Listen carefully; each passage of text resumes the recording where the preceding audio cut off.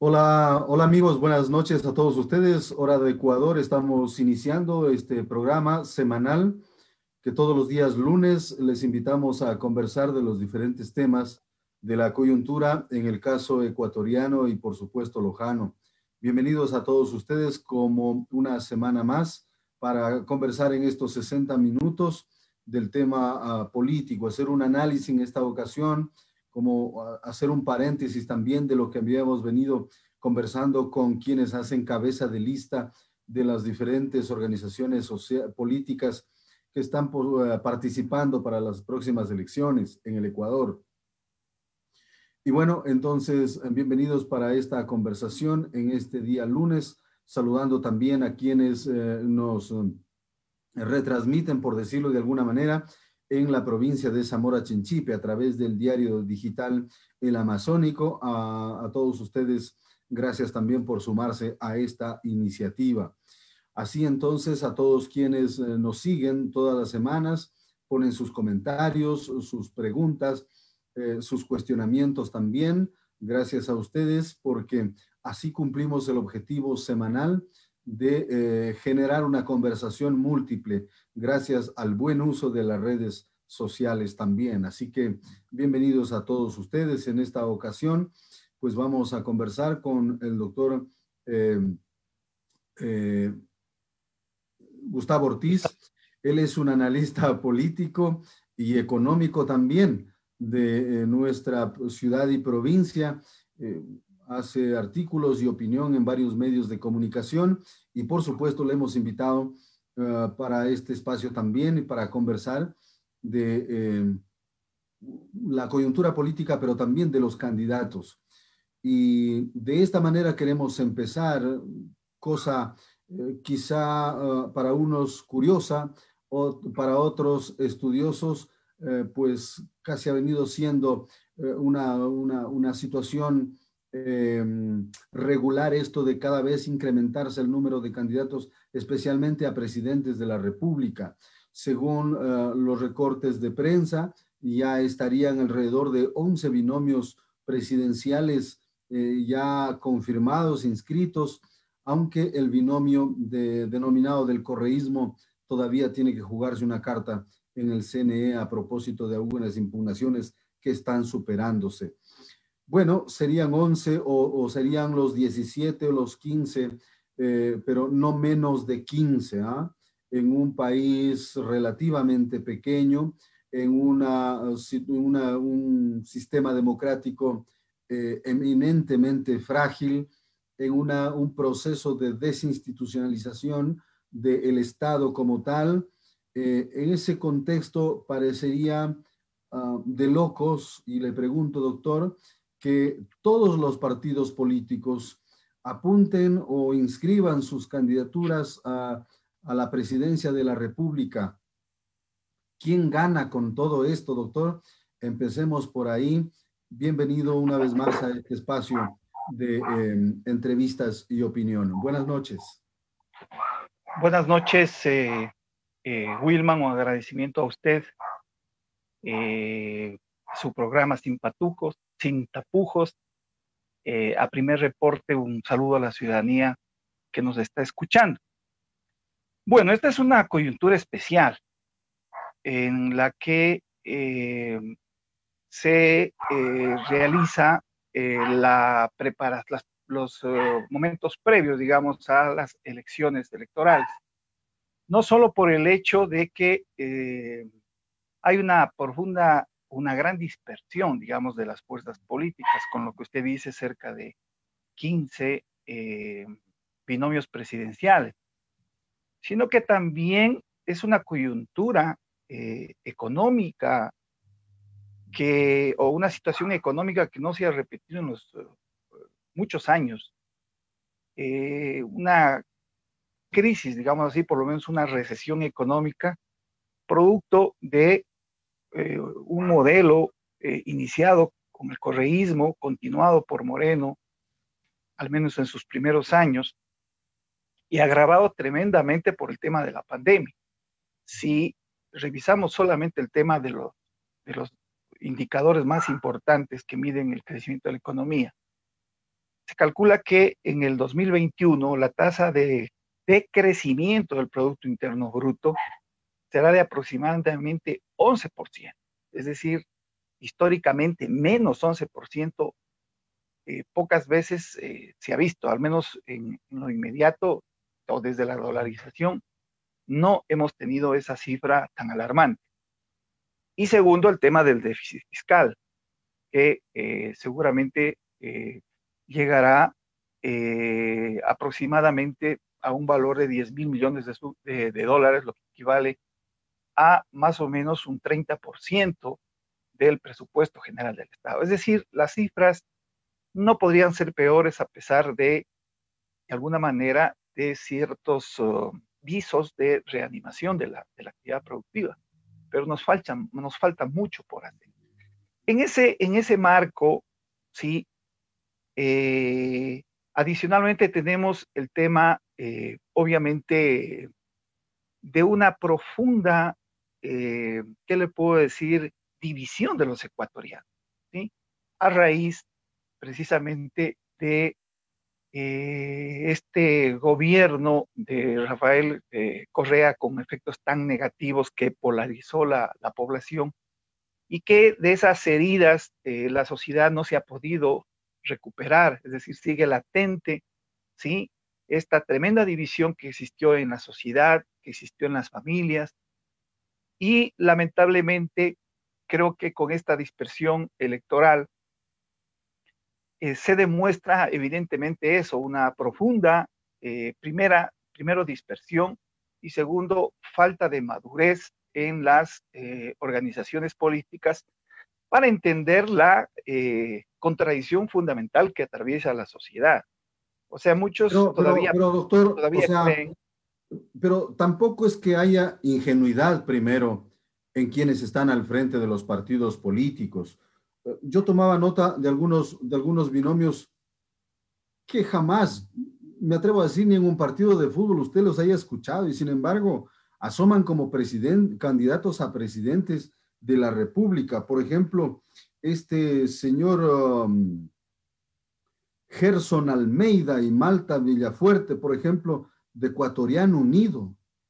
O sea, se necesita tener un pellejo especial como para decir, no, pues yo voy a ser candidato a presidente porque tengo la posibilidad de llegar. O sea, ¿a qué se debe esto? Porque esto no es ingenuo, doctor. O sea, cada quien que tiene su partido político y decir, vamos con nuestro presidencial porque acá somos guapos o tenemos mucha plata y vamos a hacer, vamos a ganarnos la presidencia. O sea, ¿cuál es su lectura sobre este tema? Porque, insisto, en la política no hay ingenuidad y yo siempre suelo agregar, y en el periodismo tampoco, por eso es importante escuchar su opinión sobre el tema. Mire, iba a llegar a eso. Yo creo que eso se debe fundamentalmente a dos motivaciones. La primera es la falta de madurez de las organizaciones políticas para entender las verdaderas contradicciones que atraviesan a la sociedad. Yo que le estaba diciendo, todavía se sigue pensando que la principal contradicción, ¿sí?, es entre la gente de izquierda, los sectores de la izquierda y los sectores de la derecha.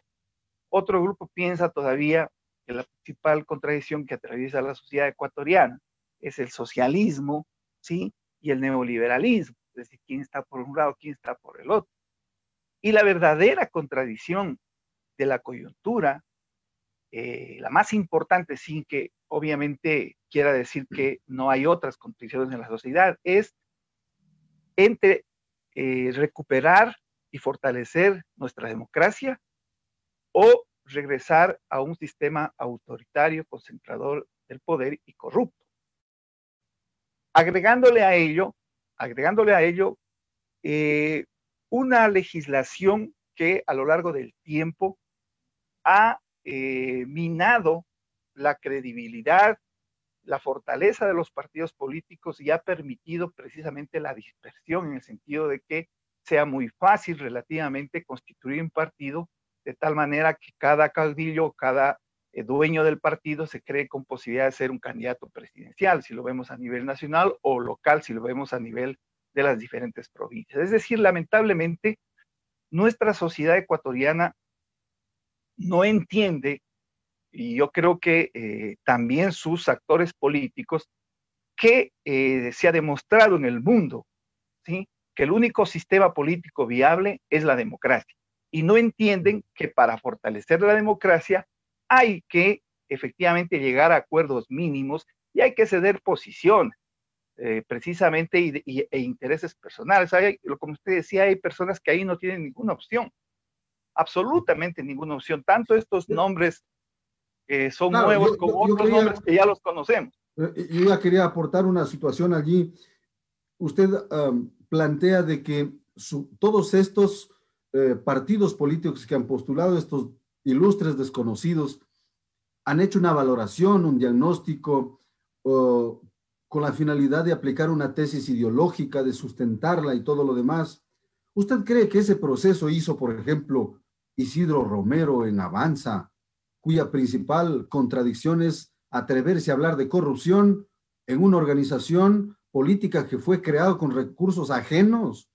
O sea, por ejemplo, otro ilustre desconocido que me atrevo a decir, un señor Pedro Freire, por ejemplo, de un partido disque amigo, o sea, el propio Juan Fernando Velasco, o sea, y el otro, incluso Javier Herbas de la Izquierda Democrática, un partido tradicional muy importante en su momento, pero que se aventura a soltar cualquier ciudadano que vaya a incluirse en la papeleta electoral. O sea, cada vez estamos peor que antes. Esta es una debacle, esta es una ingenuidad. ¿No será más bien que los grupos corporativos y económicos del país saben que hoy la estrategia es tener una lista de candidatos como para que siga o pueda llegar al poder alguien que les permita seguir haciendo grandes cantidades de recursos como lo fue en su momento el correísmo? Mire, obviamente quienes ejercen un poder hegemónico en el Ecuador en el ámbito económico siempre buscarán de cerca el poder político y utilizarán cualquier tipo de estrategia para conseguirlo. No obstante, yo sigo pensando que en este tema diríamos que el hecho de nuestra democracia endeble, nuestra endeble democracia, se debe también al hecho de que no tenemos organizaciones políticas sólidas que puedan identificar posiciones claras, inclusive de tipo ideológico. Mire, yo pienso, por ejemplo, que estamos peor en el ámbito democrático que con el restablecimiento del sistema constitucional luego de la dictadura de los militares y que tuvimos como primer presidente de la nueva era a Jaime Roldós, porque usted ahí identificaba claramente un centro político con dos partidos fuertes, la izquierda democrática, la democracia cristiana, existía la derecha, con esas categorías que ahora, repito, son medio obsoletas, pero que en el imaginario colectivo a lo mejor todavía están presentes, ¿sí? Y teníamos una izquierda radical, ¿sí?, con el MPD, el Frente Amplio de Izquierda, etc. Ahora tenemos una abigarrada, ¿qué le puedo decir? Un poco de candidatos, primero que no sabemos qué piensan. Unos repitiendo las consignas tradicionales de la izquierda jurásica, ellos no se dieron cuenta que efectivamente el muro de Berlín cayó, y mantener un discurso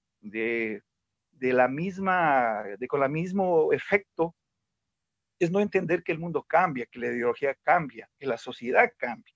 Igual en el otro lado, o sea, entender también, por ejemplo, que no solamente nuestra democracia endeble ha sido precisamente por efectos nocivos del gobierno de quienes se dicen ser representantes de izquierda, sino que obviamente el país ha estado en manos de grupos oligárquicos, con ciertas excepciones. Es decir, hay de todo en realidad en este panorama, pero fundamentalmente yo creo que la esencia es la falta de madurez de las organizaciones políticas de entender que la lucha prioritaria del pueblo ecuatoriano es por consolidar la democracia que tan endeble está en el país. Sin democracia, definitivamente, Wilvan, no vamos a ninguna parte, ni siquiera a una posibilidad seria de reactivar la economía y de mejorar las condiciones de vida de la población vía lucha por la equidad social. Doctor, en su análisis, ¿usted coincide con algunos voceros que hacen estudios de mercado y de opinión, por supuesto? Dicen que los tres binomios más opcionados a llegar a una segunda vuelta sería Yacu Pérez, el señor Guillermo Lasso y el candidato del correísmo. ¿Coincide usted con eso? Bueno, yo creo que si bien las encuestas son fotografías, yo creo que ya hemos madurado suficiente respecto de estas encuestas y entender que ni siquiera las encuestas de la última semana son absolutamente confiables, que finalmente en un proceso electoral puede pasar cualquier cosa, más aún en el Ecuador cuando ni siquiera están inscritos los candidatos, la totalidad de los candidatos. Arauz está nuevamente impugnado. Entiendo por qué asumen que su candidato a vicepresidente tiene alguna conexión con paraísos fiscales, que está prohibido en la legislación ecuatoriana. Y segundo, ni siquiera empieza el proceso electoral propiamente dicho. Fíjese que en los Estados Unidos, solo para ponerle como ejemplo, están a punto de llegar a las elecciones. Hay casi 10 puntos de diferencia entre Biden y Trump, pero nadie se atreve a asegurar que va a ganar Biden, porque ya pasó en ese país donde indudablemente la técnica de las encuestas debe haberse desarrollado muy seriamente, porque ya ha pasado muchas veces. Recuerden que todo el mundo decía que va a ganar Clinton, Hillary Clinton. Y terminó ganando Trump. Así ha pasado en varios países. En todo caso, pero en Ecuador también, pero en Ecuador también, doctor. Recuerde que Polibio Córdoba, perdón, de Sedatos, hizo pegarse un discurso a Guillermo Lasso, que incluso en Loja ya bailaron sobre la tarima los principales de Creo, abrazándose y festejando el triunfo, pero después los resultados oficiales dijeron otra cosa. Así era. Mira que paralelamente en un canal se estaba leyendo el Exipol de Sedatos, y en el otro se estaba dando la información oficial. O sea, realmente había un desconcierto total, y es que efectivamente pasa eso. Ahora. Entonces, ¿usted no cree que la tendencia va por ese lado? No, yo sí creo, a esto iba. O sea, lo único que le estoy diciendo es que no hay que confiar. Primero, porque no está ni siquiera inscrito. Segundo, no ha iniciado la campaña. E inclusive las mejores técnicas de encuestas han fracasado, ¿sí? Entonces, si bien cada vez se va perfeccionando estas técnicas, no obstante, nunca podemos estar seguros efectivamente si no con los resultados oficiales. No obstante, es evidente que las tres candidaturas que usted está manifestando, es decir, la de Guillermo Lasso, que de alguna manera tiene esa fuerza, porque en ciertos sectores, podríamos decir del centro derecha, con esta clasificación tradicional, se abstuvieron de presentar candidatos, como por ejemplo el Partido Social Cristiano, el mismo Otto, que todavía no pronuncio bien su Menos mal que no fue candidato, doctor. Su familia, claro. Y el problema es que, de alguna manera, eso ayudó a fortalecer la candidatura de Lasso, porque otras situaciones estuvieron en este momento, por ejemplo, si... Claro, pero doctor, ya le voy a preguntar sobre ese tema. Si usted coincide con los tres candidatos, con los tres binomios que son los más opcionados para llegar a la segunda vuelta, es una pregunta un poco como para ir saliendo del closet, porque yo creo que a todo mundo nos hace falta salir e irnos identificando de una vez por todas. ¿Cuál cree que está mejor preparado como para administrar un país de posguerra? O sea, desarticulado, opinión pública polarizada, institucionalmente hecho pedazos, la imagen de las instituciones como la Asamblea, como el propio gobierno, la economía, ya lo decía usted, también destrozada. Es decir, como si el próximo presidente va a administrar un país como después de una guerra, ¿no? Entonces, ¿cuál cree usted que está más preparado para eso? A ver, y usted sabe que yo jamás rehuyo a decir lo que pienso en cualquiera de las circunstancias. Sobre el razonamiento de que la contra es la posibilidad de restaurar las instituciones democráticas y volver a un sistema autoritario o extremista radical que en nada contribuye a salir de la grave situación nacional. Yo creo que en un lado está indudablemente Guillermo Lasso, más allá de su condición de banquero y de todas las críticas que ella pueda tener. Yo creo que si los tres candidatos que usted me habla serían los únicos opcionados a llegar a una segunda vuelta, pienso que Lasso de alguna manera encarna de mejor manera esa tendencia hacia la defensa de la democracia. Ni Arauz, que representa a un gobierno no solamente concentrador del poder, no solamente abusador del poder, sino seguramente el gobierno más corrupto de la historia. Y lamentablemente Yacu Pérez, aunque con un discurso a lo mejor más, ¿qué le puedo decir?, más moderado o con la posibilidad de ser un gobierno más moderado desde el punto de vista del autoritarismo, no obstante, su encasillamiento con la izquierda tradicional, la izquierda jurásica, y un ambientalismo hasta cierto punto también extremo, ¿sí? Como decir, bueno, vamos a prohibir, vamos a llamar a una consulta popular para prohibir toda la minería, fundamentalmente la minería metálica o no metálica, o como sea, ¿sí? Y el Ecuador no puede darse el lujo a estas alturas, ¿sí? Por ejemplo, de pensar que se va a eliminar la minería y con muchas contradicciones. Entonces, yo en estas condiciones definitivamente pienso que difícilmente pasarían a una segunda vuelta Arauz y Yacuper. Yo creo que en la segunda vuelta estará Guillermo Lasso con cualquiera de estos dos representantes. Tampoco creo que Lasso tenga los votos suficientes para ganar en una sola vuelta. Ninguno de las tres candidaturas, desde mi punto de vista, y así lo reflejan las encuestas, tienen esa posibilidad. No obstante, yo creo que con cualquiera de los dos, se va a clarificar esta gran contradicción que yo hablo. Mucho más con Arauz, si Arauz lograría pasar, obviamente, porque quedaría muy claro ya la contradicción democracia o autorismo y corrupción. De acuerdo. O autoritarismo y corrupción, perdón. O sea, usted les pone en ese orden. El más preparado entre los tres sería Guillermo Lasso, segundo Yacu Pérez y tercer puesto Arauz.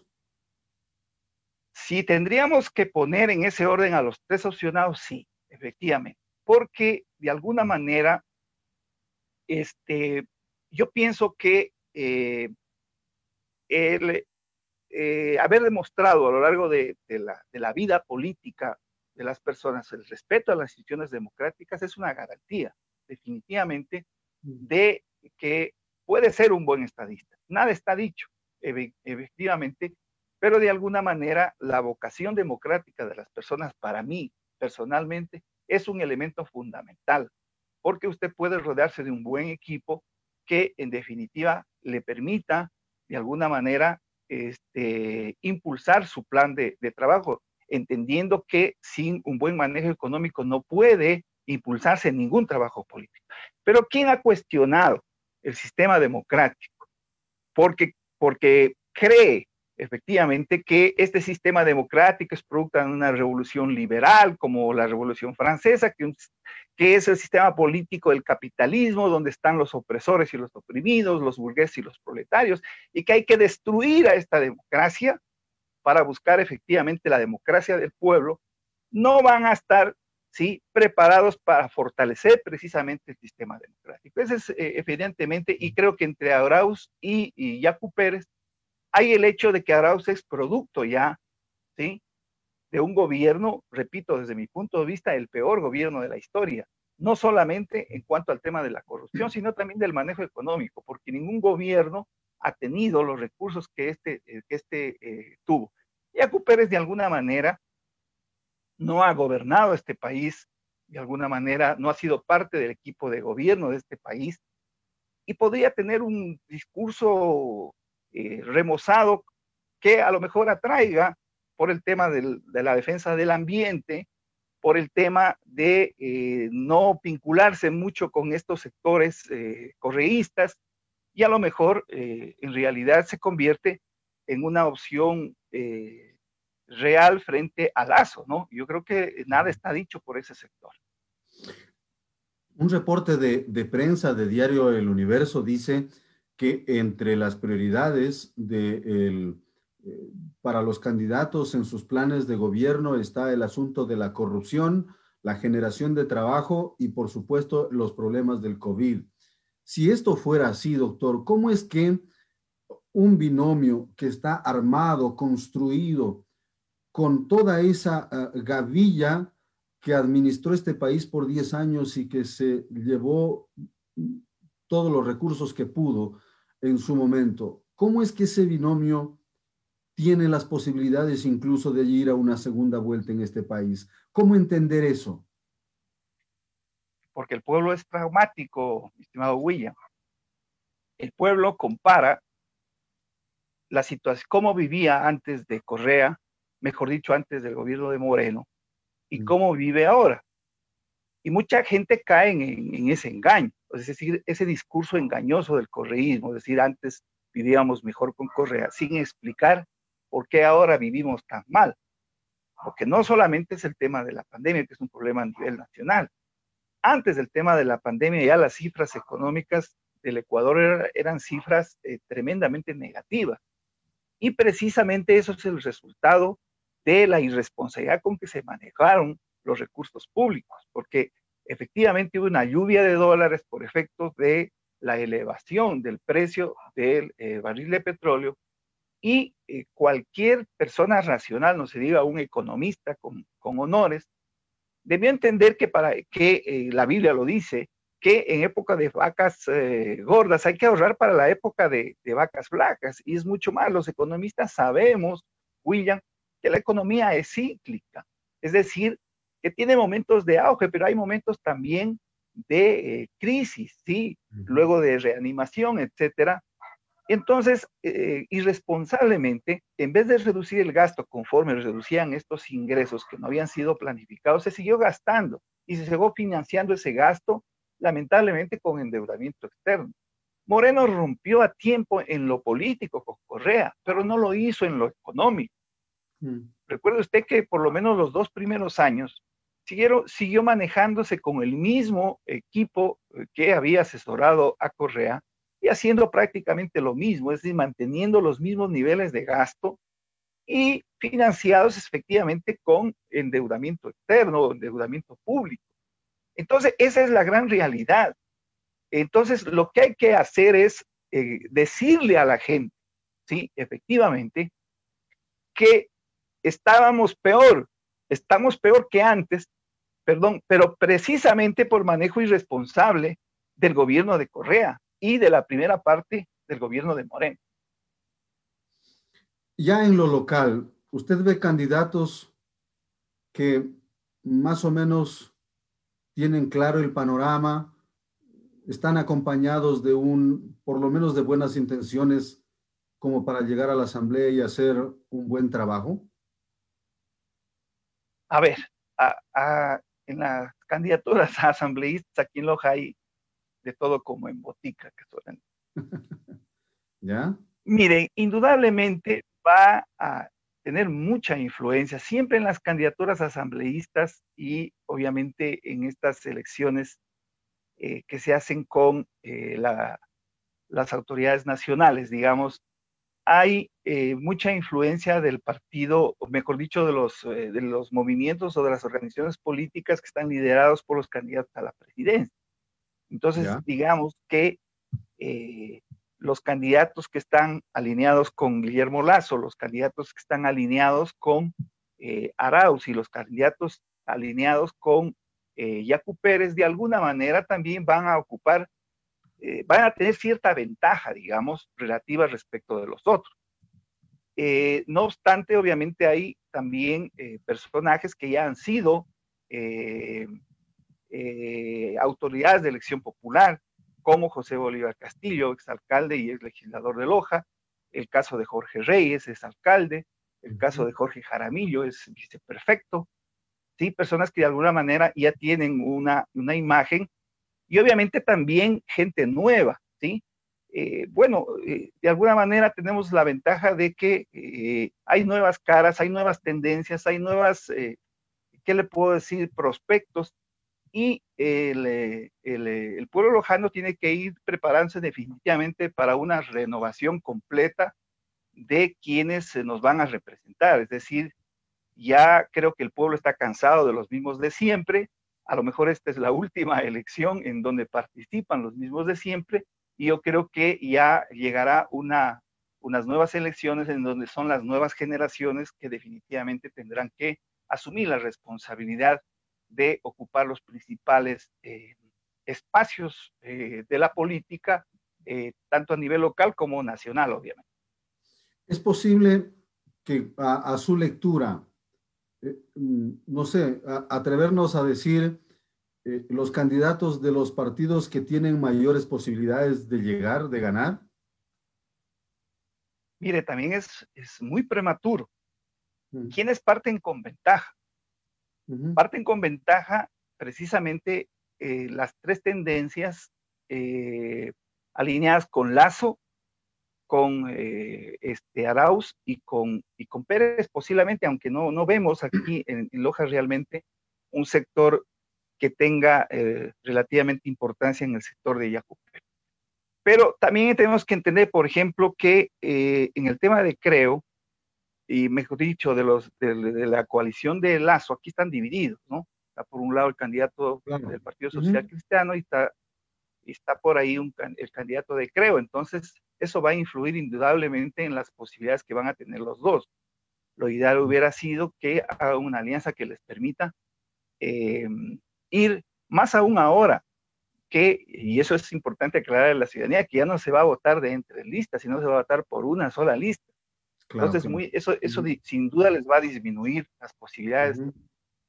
Correa es un sector correísmo es un sector que de alguna manera demostró en las anteriores elecciones a alcalde que no está muerto para nada, ¿sí? Y de alguna manera su cabeza visible, no sé en qué estado está, que es el caso de la chica Ortiz, la exgobernadora, tiene sin duda posibilidades reales de aparentemente, llegar. Doctor, le decía que aparentemente, pues la lista de esa alianza, en el caso de Loja, estaría fuera de juego, porque efectivamente no se habría cumplido con las correcciones que han tenido que hacer para la inscripción y por tanto estarían fuera. Bueno, si eso es así, pienso, ¿no?, que el gran beneficiario a lo mejor de eso es el doctor Castillo, que podría reivindicar de alguna manera ciertas afinidades con el correísmo, más allá de que él, a pesar de todos los cuestionamientos que tenga, tiene su espacio electoral en Loja. Y ahora vamos a ver si efectivamente el doctor Castillo sigue teniendo vigencia o ya definitivamente tiene que decirle adiós a la política. O sea, yo creo que en todo caso, ahí están las principales cabezas, ¿no? No sé hasta qué punto, por ejemplo, la candidatura de Jorge Reyes tenga alguna significación. Reyes ha estado alejado desde hace muchos años de la política, no salió bien parado de la alcaldía de Loja, no ha hecho ninguna otra presencia política, a no ser al interior de la Universidad Nacional de Loja. Tampoco le veo mayores posibilidades. Mire, o sea, realmente este rato es especular. No quisiera especular sin por lo menos tener ya la lista de candidatos, sí, pero indudablemente si yo puedo hacer una aproximación a qué podría pasar en la provincia de Loja, les diría que parten con ventaja o tienen ciertas preferencias aquellos que están alineados con las candidaturas presidenciales, que tienen evidentemente una mayor posibilidad y adicionalmente, en el caso, por ejemplo, del doctor Castillo, por el trabajo y el espacio, obviamente, que ha tenido. Claro que no sabemos realmente hasta qué punto esto pueda convertirse efectivamente en una adhesión de votantes y en resultados positivos en el proceso electoral. En todo caso, por ahí veo yo las cosas, ¿sí? Hay buenos amigos ahí en la política, gente capaz, indudablemente, pero que realmente el problema en una democracia, aunque sea incipiente, es que estamos a las expensas del pronunciamiento soberano del pueblo en las urnas y eso habrá que esperar. ¿Cuál es su valoración con respecto al discurso y a las propuestas de lo que usted los ha escuchado en los medios, en la radio o sus publicaciones en las redes sociales? ¿Cuál es su valoración en ese aspecto? Vea, yo no veo, y le digo sinceramente, no veo en ninguno de los candidatos que hasta el momento, sí, hasta el momento están compitiendo, digamos, por un puesto en la Asamblea Nacional, un plan serio de trabajo, tomando en cuenta que la legislatura no es pues un cargo para ofrecer obras, ¿sí? Ni es un cargo para ofrecer, ¿qué le puedo decir? Demagógicamente proyectos, etcétera, porque las funciones esenciales del asambleísta es de legislar y de fiscalizar. Entonces, por lo menos, todos deberían tener una propuesta coherente en ese sentido, porque los asambleístas inclusive están prohibidos precisamente por ley de gestionar cargos públicos o gestionar obras. Ya ve usted el problema en que está envuelta actualmente la ministra de Gobierno, porque se habla del supuesto reparto de hospitales con los asambleístas. Aunque Y la eso baja, siempre ha venido siendo una letra muerta también, doctor. así mismo ¿Recuerda es. usted cómo se sucedían acá en la provincia de Loja esa finada institución denominada Predesur, por ejemplo? Ahí tenía nombre y apellido el asambleísta que de turno, ¿no? Y no solamente el hecho de dar el cargo, sino de direccionar y de recibir el porcentaje de cada contrato, ¿no? Entonces, eso siempre ha existido, seguramente está existiendo y seguirá. ¿Mm? Lo Sí, importante es pero que la gente que pongan allí sea eficiente, haga bien las cosas con la finalidad de garantizar un servicio adecuado a la ciudadanía. Me parece que, no sé si es un premio consuelo, pero al menos personalmente creo que debemos sincerarnos por esa parte. sí, es verdad, o sea, siempre ha sucedido eso, pero no debe suceder así. O sea, Mm. si decimos que el principal reto de los ecuatorianos es recuperar o restaurar nuestras instituciones democráticas, tenemos que rescatar esencialmente ese principio de la independencia de los poderes del Estado, de las funciones del Estado. Porque si usted tiene una legislatura al servicio del Ejecutivo, ¿no es cierto?, que legisla o fiscaliza en función de las canonjías que recibe el Ejecutivo, usted va a tener una pésima legislatura. Y eso va a ser pésimo para el democrático en la Asamblea, es profundas reformas estructurales en materia tributaria, por ejemplo, en materia laboral, en materia de combate a la corrupción. Y usted sabe que es uno de los problemas más grandes, ¿sí? El Ecuador, de alguna manera, está frente a un reto grande que es precisamente de una revolución moral. Y Ujú. si no entendemos eso, si quienes aspiran a representarnos en la Asamblea Nacional no entienden eso, estamos muy confundidos. Y usted ve que no he escuchado a ninguno una propuesta de reformas legislativas, estructurales, básicas en estos temas que son definitivamente los que van a tener que impulsarse en el nuevo gobierno y en la nueva legislatura, ¿sí? Ujú. ¿Dónde están las propuestas respecto de qué hay que hacer en lo tributario? ¿Sí? Ujú. ¿Tenemos que subir el IVA o no tenemos que subir el IVA? Por ejemplo, deberían pronunciarse porque es uno de alguna manera de los requisitos que el Ecuador tiene o de las intenciones, entre comillas, que el Ecuador firmó para poder recibir el apoyo del Fondo Monetario Internacional.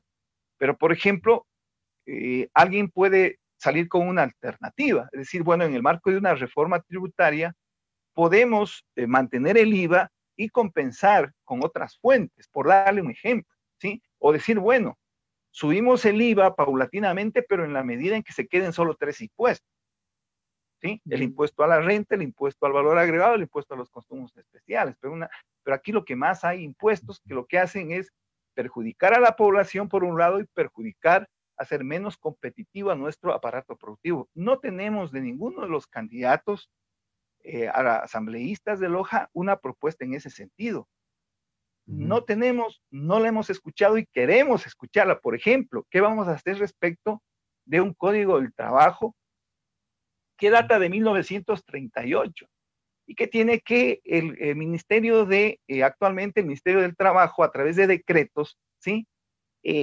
Crear nuevos tipos de contratación que para mí están al margen de lo que establece el Código del Trabajo, pero de alguna manera le están dando salida a una situación grave, precisamente producto de la demagogia, porque fue en la demagogia de Correa donde se eliminó la contratación por hora, que, disculpe, es el sistema que existe en la gran mayoría de países desarrollados del mundo. En los Estados Unidos y en Norteamérica se discute, por ejemplo, actualmente, si es que conviene o no conviene tener un salario mínimo a la hora de trabajo. Esa es la discusión. El contrato por horas no es que estamos fomentando la explotación de los trabajadores. Eso es un concepto equivocadísimo. Que se hayan prestado en ciertas circunstancias, ¿no es cierto?, para irrespetar los verdaderos derechos de los trabajadores al contratar por horas, eso no implicaba que eliminen la contratación por hora. Después le dieron otro golpe durísimo a la relación laboral, que es la eliminación del contrato a tiempo fijo, ¿sí? Porque antes había la posibilidad de contratar hasta 1 o 2 años a plazo fijo. De alguna manera, ahora ha venido a cubrir ese espacio el trabajo, contrato de trabajo emergente. Pero hay que hacer una profunda reforma laboral. Mire, flexibilizar la relación laboral no quiere decir permitir el abuso de los trabajadores, sino que crear condiciones para que haya más trabajo.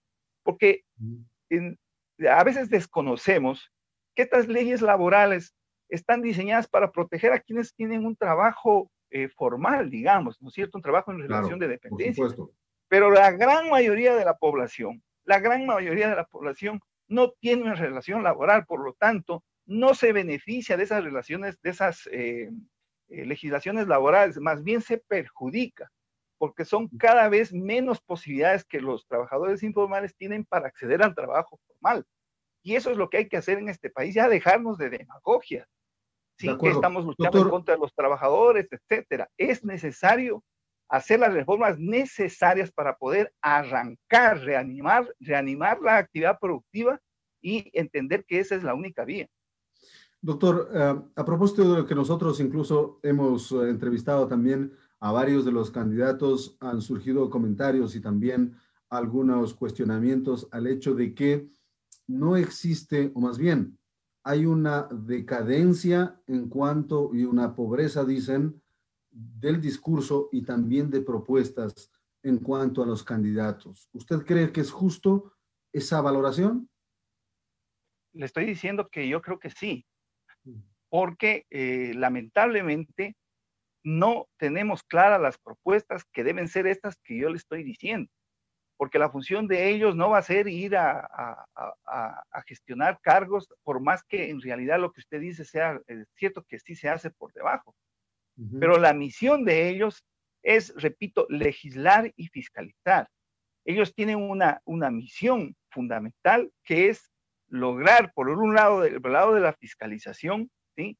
Lograr eliminar al máximo la corrupción en el manejo del Estado, que es seguramente mayor de la que ahora tenemos, porque solamente conocemos de los malos manejos de los recursos a nivel del gobierno central.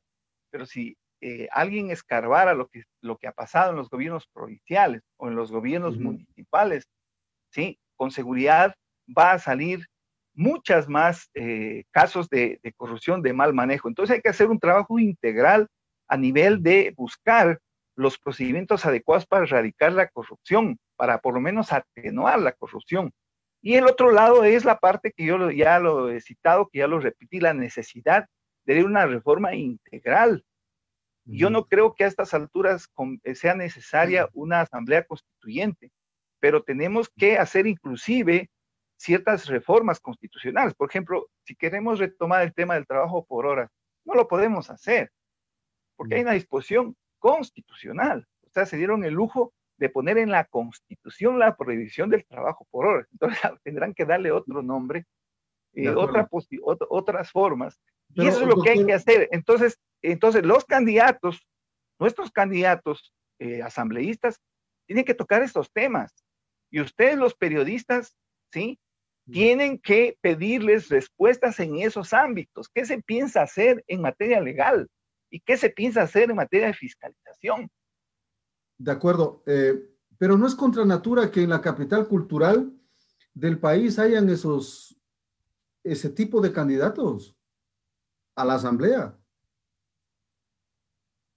Vea, yo tengo buenos amigos entre los candidatos y algunos enemigos también, pero yo creo que el problema se deriva de que un discurso en torno al tema de lo que hay que hacer en el ámbito de la legislación o un discurso en torno a lo que hay que hacer en el ámbito de fiscalización, a lo mejor no tiene mayor atracción, no hay otro atractivo, porque no se lo sabe vender, no se lo sabe vender.